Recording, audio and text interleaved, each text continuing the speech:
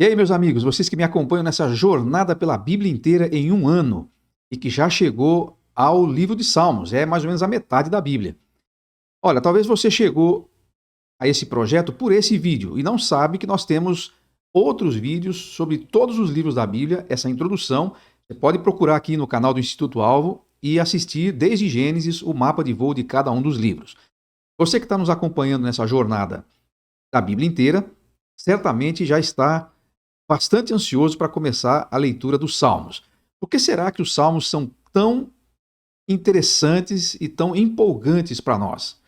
Na verdade, os Salmos não foram escritos para serem lidos, eles foram escritos para serem cantados. A palavra salmo é uma palavra grega, ela foi usada para descrever esse inário do povo de Deus lá do Velho Testamento, na tradução da Septuaginta, e a palavra salmo significa poema acompanhado de instrumento de corda.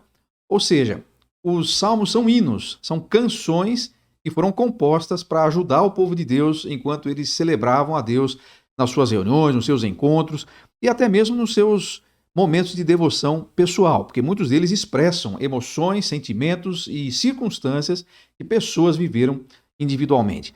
O livro dos Salmos é absolutamente extraordinário. A gente poderia fazer uma série gigantesca de estudos sobre o livro de Salmos, mas você sabe, não é esse o propósito aqui desse mapa de voo.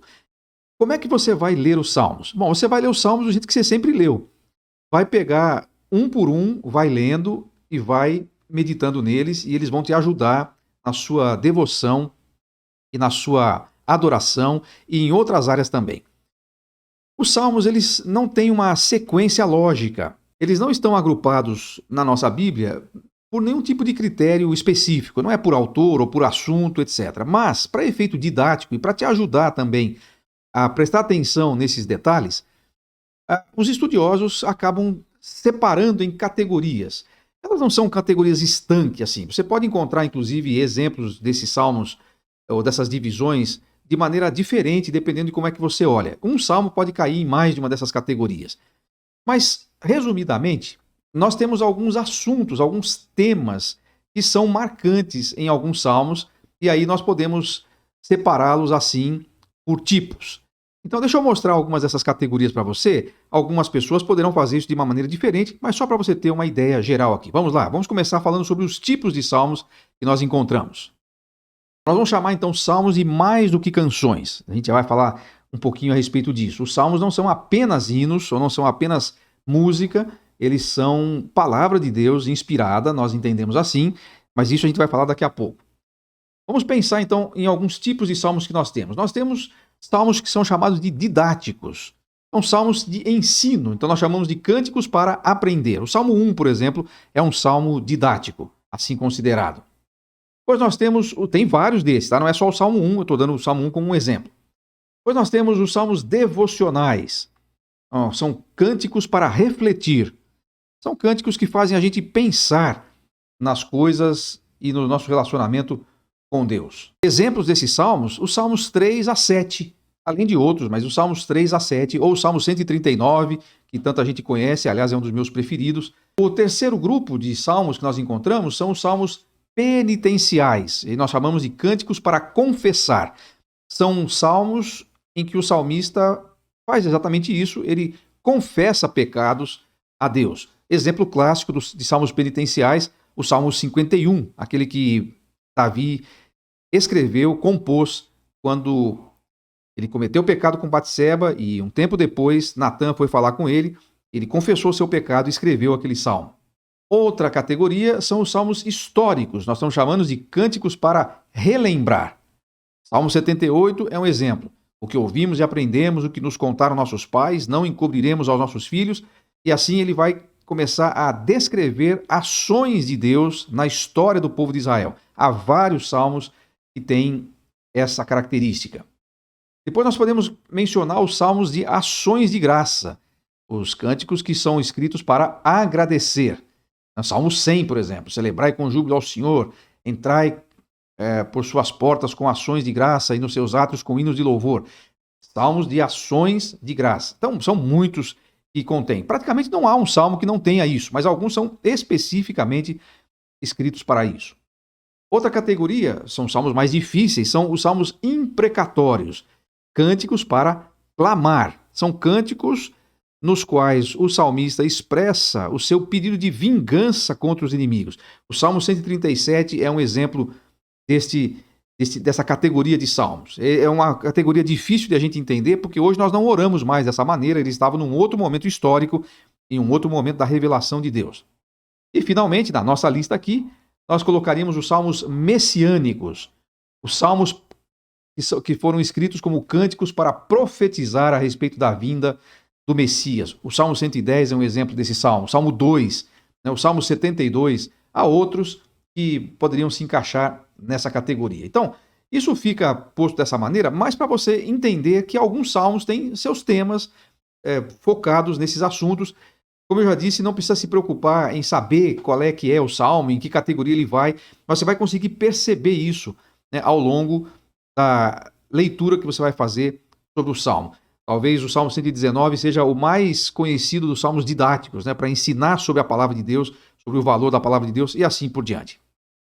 Outra coisa que você vai perceber é que existem algumas divisões nos salmos. São 5 livros que você vai perceber, conforme você vai lendo, você vai encontrando 5 divisões. A primeira delas vai do Salmo 1 até o Salmo 41, é o primeiro livro. O livro 2 vai do Salmo 42 ao 72, isso normalmente está marcado na sua Bíblia. O terceiro livro é do Salmo 73 até o Salmo 89. O quarto livro, do Salmo 90 ao 106. E o quinto livro, do Salmo 107 ao Salmo 150. Agora, é muito difícil entender ou saber exatamente por que esses livros foram agrupados assim. Há várias explicações possíveis, não sei exatamente qual é a certa, talvez seja a mais simples. Simplesmente, quando eles começaram a agrupar os salmos, talvez eles colocaram isso em 5 rolos e por isso que ficou assim. Alguns fazem uma ligação desses 5 livros com o Pentateuco, né, os 5 livros do Pentateuco. Mas não dá para você ter nenhuma garantia ou certeza de que essa é a explicação. Quando você vai olhar os livros, não tem, por exemplo, os Salmos de Davi estão no livro 1 e os outros Salmos de Asaf estão no livro 2. Não é bem assim, tem coisa que mistura. Então, só para você saber, existem esses 5 livros, essas 5 divisões. Agora, algumas coisas interessantes a respeito dos Salmos. Por que será que a gente se identifica tanto? Todo mundo tem um salmo preferido. Eu tenho certeza que você tem aquele salmo que você fala, esse é o meu preferido. Alguns têm 10 salmos preferidos. Alguns memorizaram e sabem salmos de cor. Legal. Se a gente pudesse cantar os salmos, ainda seria mais fácil. E eles foram feitos para serem cantados, eles são música. Mas, no Novo Testamento, você vai encontrar referências aos salmos como sendo escritura. Eles não são apenas composições musicais. Sim, eles expressam a espiritualidade hebraica dentro da cultura hebraica. É música. Música é arte. A arte é cultura. Então Deus usa a expressão cultural hebraica, a musicalidade hebraica, para fazer com que homens inspirados por ele componham essas canções. Agora, por que a gente se identifica tanto? Algumas razões talvez possam ser essas. O poeta, todo poeta, não é só o poeta bíblico, todo poeta é capaz de colocar em palavras aquilo que a gente sente. Sabe quando você escuta uma música e você fala assim, é isso que eu queria dizer, mas não sabia como? Ou quando você lê uma poesia, um poema e fala, ele conseguiu traduzir aquilo que eu tinha em sentimentos. O poeta tem essa capacidade, ele tem essa sensibilidade.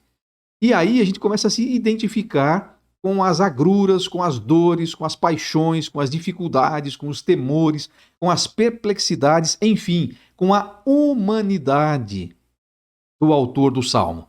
Você se identifica com ele nas coisas que ele passa.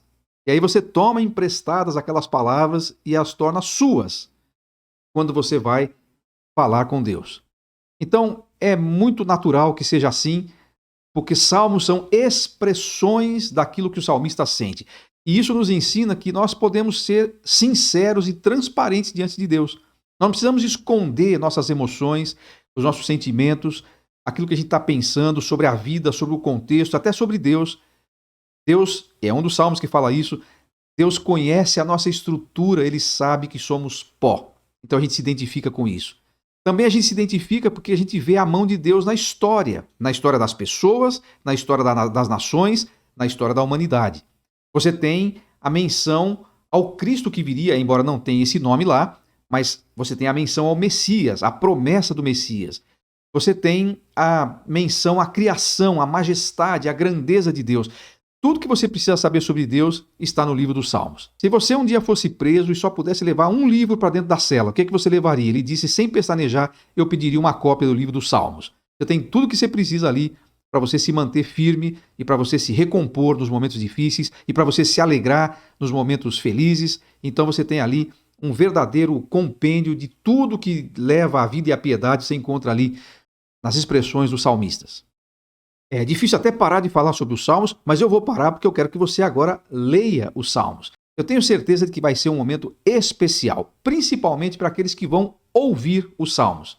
E mais uma vez, eu quero convidar você a entrar no canal do Instituto Alvo no Telegram, canal da Bíblia em um ano, e você vai ouvir a leitura na voz da Lani Santos, que fez um trabalho brilhante em toda a Bíblia, e especialmente agora no livro de Salmos. Certamente você vai ter um grande proveito em ouvir essas canções que serão lidas e que levarão você certamente a um outro patamar no seu relacionamento com Deus. Vamos aos Salmos então, e depois nós voltamos com o livro de Provérbios.